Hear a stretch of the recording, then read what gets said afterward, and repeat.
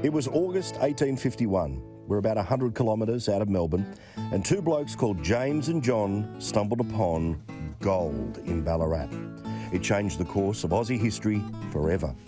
Within 3 weeks, they were joined by more than 1,000 fellas who descended on this town to dig for their fortunes. Within a year, it was 20,000 people who lived here, and Ballarat had a fully fledged gold rush on its hands.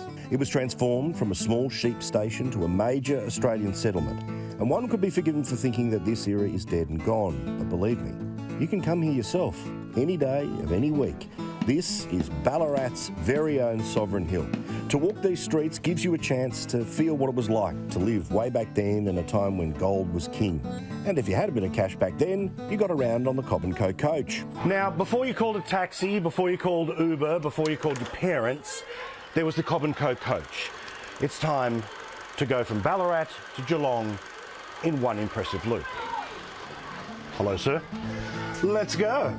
Now, as you can see, my blood sugar is starting to fail, so it's time to find out how did they make confectionery, 1850s style.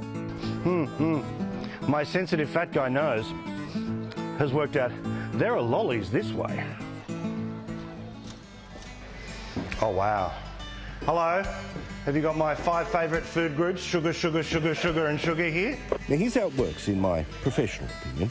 You pour it. We've got about 8 kilograms of caramelised sugar, topping here, 160 degrees. But yeah, you do not want to splash that on your skin. Wow. It's designed to go from 160 degrees to room temperature, so liquid to rock hard. You move it around without burning your fingertips. We don't want to stick. You twist, rotate. Look, Mum, I'm finally cooking. Then you just throw it. Again. This is work. And again. Yes! Now, one thing about Sovereign Hill that I love is that this place is committed to keeping alive the rare and forgotten trades. It's a big part of what they do today, and it's going to be a very big part of their future here at Sovereign Hill. I'm talking about things like old school manufacturing art, like that of hot tiring. So when you and I want to put a new tyre on our car, we'll go to someone. No different back in the days of Sovereign Hill. They also went to someone, but the process is just a little bit different. Ben is that certain someone now. What are we about to see? So this is what we call a hot tiring. So we've got a metal tyre here that we're about to light a fire around.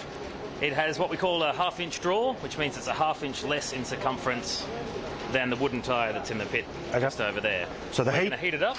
Expands? Exactly. We'll carry it over, drop it in place, cool it down very quickly with water. It should shrink on, and if I've done my job correctly, we'll have a nice tight fitting tyre. There we go, ladies and gentlemen, one tired wheel. After getting to know some of the locals. G'day, ladies. How are we?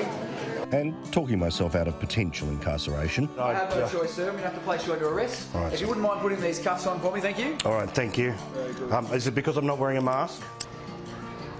It was time for the Redcoats to remind us Mother England was boss here. Soda! Hops! Squad will prepare a firing series from the left. Port, arms, fingers in your ears. Number 1, number 2, number 3. Without doubt, the ultimate souvenir of Sovereign Hill is an iconic photograph where you get to dress up like they did way back then. I think I'll have that one. And if you ask me, I think I'm a good-looking 1850s fat landowner. I'm ready when you are, sir. Very good, sir. The buffet's open, ladies, and it's all he can eat.